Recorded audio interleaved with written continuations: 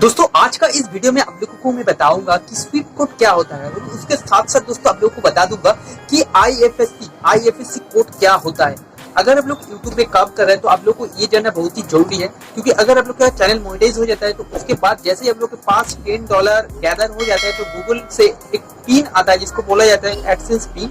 उस पिन को आप लोगों को पुट करना पड़ता है, आप लोग का जो गूगल एडसेंस रहता है वहाँ पर पुट करके आप लोग का एड्रेस को वेरीफाई करना पड़ता है। उसके बाद ही दोस्तों पेमेंट डिटेल्स को आप लोग को ऐड करना होगा। तो पेमेंट डिटेल्स जब भी आप लोग ऐड करने जाते हैं उसी टाइम आप लोग को स्विफ्ट कोड यानी BIC कोड देना जरूरी होता है। तो ये स्विफ्ट कोड एक्चुअल होता क्या है, देखिए स्विफ्ट कोड का मतलब ये होता है कि जैसे ही हम लोग का इंटरनेशनल कोई ट्रांजेक्शन होता है तो वहाँ पर हम लोग का क्या जरूरी पड़ता है, स्विफ्ट कोड का जरूरी पड़ता है। ठीक है, तो ये स्विफ्ट कोड बेसिकली 11 डिजिट का होता है। This is just like IFSC code, ये IPC कोड का तरह है, लेकिन ये दोनों में अंतर मतलब फर्क है। तो ये क्या फर्क है ये आज आप लोग के साथ बताऊंगा, और स्विफ्ट कोड कैसे फाइंड आउट करें, स्विफ्ट कोड का जो आप लोग का इशू आ रहा है, जो प्रॉब्लम आ रहा है, तो वो इस वीडियो में आप लोग को क्लियर कर दूंगा। तो देखिए जैसे स्विफ्ट कोड होता है तो स्विफ्ट कोड में जो पहला 4 कैरेक्टर रहता है, मतलब 11 तो कैरेक्टर रहता है, लेकिन 11 कैरेक्टर में फर्स्ट 4 जो कैरेक्टर रहता है दोस्तों, तो फर्स्ट 4 कैरेक्टर आप लोगों का बैंक का जो नेम है उस नेम को रिप्रेजेंट करता है। नेक्स्ट 2 कैरेक्टर जो रहता है वो कंट्री को रिप्रेजेंट करता है। जैसे कि हम लोग का इंडिया है तो इंडिया को IN से रिप्रेजेंट करेगा, ओके। और नेक्स्ट 2 कैरेक्टर जो रहता है वो बैंक का लोकेशन को रिप्रेजेंट करता है। और उसके बाद नेक्स्ट 3 कैरेक्टर जो रहता है वो बैंक का कोड को रिप्रेजेंट करता है। तो आप लोगों को उम्मीद है कि पता हो गया कि स्विफ्ट कोड का जो 11 कैरेक्टर रहता है उस 11 कैरेक्टर में किसका क्या काम है। तो इसके बाद जान लीजिए कि ये जो ट्रांजेक्शन होता है, बेसिकली मान लीजिए कि आप लोगों का कोई एक ट्रांजेक्शन जो मलेशिया से आने वाला है, ठीक है, तो मलेशिया से जैसे ही आप लोग का मान लीजिए कि आप लोग का बैंक का मतलब आप लोग का जो बैंक है वो ICICI बैंक है, ठीक है, तो अलग अलग ब्रांच का अलग अलग स्विफ्ट कोड रहता है। इसका मतलब ये नहीं कि हर अलग अलग ब्रांच का हर अलग अलग स्विफ्ट कोड रहता है। बहुत सारा ऐसा ब्रांच है जिसका खुद का स्विफ्ट कोड नहीं है। तो अगर आप लोग का जो ब्रांच है उस ब्रांच का अगर स्विफ्ट कोड नहीं है तो आप लोग को तब क्या करना है, आप लोग तो तब परेशान में पड़ जाओगे। उसके लिए आप लोगों को क्या करना पड़ेगा, आप लोग का खुद का वो ब्रांच में जाना है, ब्रांच में जाके दोस्तों आप लोग को बातचीत करना है कि आप लोग को ये स्विफ्ट कोड चाहिए। तो जैसे दोस्तों आप लोग बातचीत करते हैं तो वहां पर वो लोग शायद कंफ्यूज हो सकता है, तो आप लोग को उन लोग को समझाना पड़ेगा कि ये जो स्विफ्ट कोड है इंटरनेशनल मेरा ट्रांजेक्शन आना है। आप लोग खुद को बताना है कि मेरा जो एक यूट्यूब चैनल है तो वहाँ का मेरा एडसेंस अकाउंट है, तो इसीलिए मेरे को इंटरनेशनल पेमेंट आना है, तो इसीलिए मेरे को स्विफ्ट कोड चाहिए। तो वो लोग क्या करेगा, वो लोग तुरंत उस बैंक का जो हेड ऑफिस है वहां पर कॉल करेगा, कॉल करके आप लोगों को जो स्विफ्ट कोड है उस स्विफ्ट कोड की जानकारी दे देगा, और जो जानकारी देगा वो सही देगा। और इसका अलावा भी एक प्रोसेस है, वो है आप लोग को इंटरनेट का मदद से मतलब गूगल करके आप लोग फाइंड आउट कर सकते हैं। उसके लिए आप लोगों को गूगल में जाके टाइप करना पड़ेगा, क्या टाइप करना पड़ेगा, Swift code finder. Swift code finder बोल के आप लोग जैसे ही टाइप करेंगे तो आप लोग के पास एक इंटरफेस आ जाएगा, ऐसे कुछ इंटरफेस आ जाएगा, ठीक है। तो उसके बाद आप लोग को सबसे पहले वाला जो दिखाएगा वहां पर आप लोगों को क्लिक करना पड़ेगा। क्लिक करने के बाद देखिएगा वहां पर ऐसे कुछ इंटरफेस आने वाला है। तो सबसे पहले आप लोगों को कंट्री को चुनना पड़ेगा।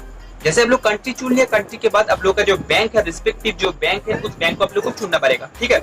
जैसे ही चुन लिया तो उसके बाद क्या करना पड़ेगा, आप लोग का बैंक का जो लोकेशन है लोकेशन को चुनना पड़ेगा। और नेक्स्ट में जो आएगा वो आएगा आपका स्विफ्ट कोड ऊपर पूरी दिखा देगा, ठीक है। जैसे दिखाएगा उसका नीचे में आएगा थोड़ा बहुत आएगा तो देखिएगा वहां पर पूरा डिटेल्स दिखा रहा है। लेकिन दोस्तों आप लोग को मैं एक बात बताओ कि डिफरेंट बैंक का डिफरेंट स्विफ्ट कोड रहता है, लेकिन वहाँ पर क्या होता है, जैसे आप लोग इंटरनेट का मदद से आप लोग गूगल सर्च करके आप लोग ये सब काम करते हैं तो वहाँ पर अक्सर क्या होता है, कभी कभी कुछ गलती भी हो जाता है, ठीक है।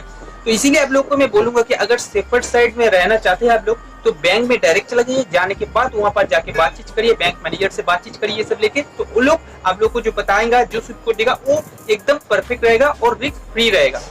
लेकिन अगर आप लोग इंटरनेट का मदद से अगर ये काम करेगा तो हो सकता है कि आपका स्विफ्ट कोड में प्रॉब्लम इन फ्यूचर में, जैसे ही आप लोग का रुपया आएगा, फॉरेन ट्रांजेक्शन में रुपया आएगा, तो उस टाइम आप लोग का प्रॉब्लम हो सकता है। मैं गारंटी नहीं दे रहा हूँ कि प्रॉब्लम होगा ही होगा, किसी किसी का हुआ, किसी किसी का नहीं हुआ, ठीक है। इसीलिए आप लोग को मैं ज्यादा से ज्यादा रिकमेंड करूंगा कि आप लोग बैंक विजिट करके वहां से मंगवा लीजिए तो सबसे बेहतर रहेगा, जैसे कि मैं किया।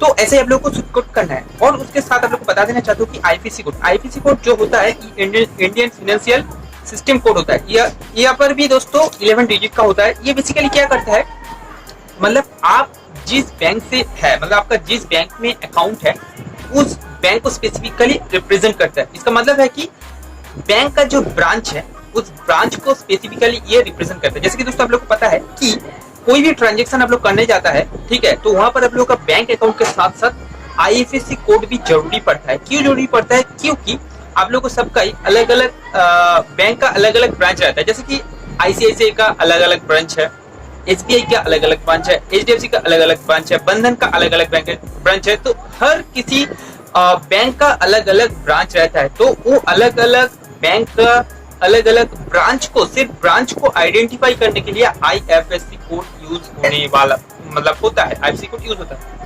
अभी शायद आप लोग के मन में ये सवाल आ सकता है कि मान लीजिए आप लोग जिस बैंक का ब्रांच में अकाउंट है, उस बैंक का जो ब्रांच है, उस ब्रांच चेंज होकर दूसरा कोई जगह चला गया, तो ये हो सकता है कि उसका तो मतलब अगर दूसरा जगह चला गया तो क्या होगा, उसका आईएफएससी कोड भी चेंज होगा। तो उस टाइम आप लोग कंफ्यूज हो जाओगे कि क्या एग्जिस्टिंग वाला है, एग्जिस्टिंग वाला आईएफएससी कोड देना है या नया वाला देना है। तो आप लोग को मैं बोलूंगा कि दोनों में कोई भी एक दे सकते हैं, उसमें आप लोग को कोई दिक्कत नहीं होगा, लेकिन प्रेफर ज्यादा रहेगा जो नया है उसको आप लोग को देना पड़ेगा। जैसे कि मेरा हुआ, मेरा जो बैंक में अकाउंट है वहां पर जो ब्रांच है वो ब्रांच चेंज हो गया, तो मैं क्या किया, मैं नया का प्रेफर किया, मैं नया का दे दिया। ठीक है, ऐसे ही आप लोगों को करना है। तो होप उम्मीद है कि दोस्तों आप लोगों को ये आईवीसी का कंसेप्ट और स्विफ्ट कोड का कंसेप्ट समझ में आ गया है। स्विफ्ट कोड का अगर कोई आप लोगों का ज्यादा इशू आ रहा है तो जरूर मेरे को कमेंट सेक्शन में बताना, मैं आप लोगों को प्रॉब्लम का सॉल्यूशन देने का कोशिश करूंगा, क्योंकि इस वीडियो में जो आप लोगों को बताया उसमें ही आप लोग का सॉल्यूशन हो जाएगा। उम्मीद है कि और ज्यादा आप लोगों का कोई प्रॉब्लम नहीं आएगा। अगर कुछ आएगा तो मेरे को कमेंट सेक्शन में बताना, और मेरे को जरूर इंस्टाग्राम में फॉलो कर लेना दोस्तों। इंस्टाग्राम पर आईडी डिस्क्रिप्शन बॉक्स में दिया गया है, आप लोग वहां पर जाके मेरे को फॉलो कर सकता है। तो चलिए दोस्तों, आज का वीडियो यहीं तक, मिलता है आप लोग सबको एक नया वीडियो में, तब तक के लिए जय हिंद, वंदे मातरम।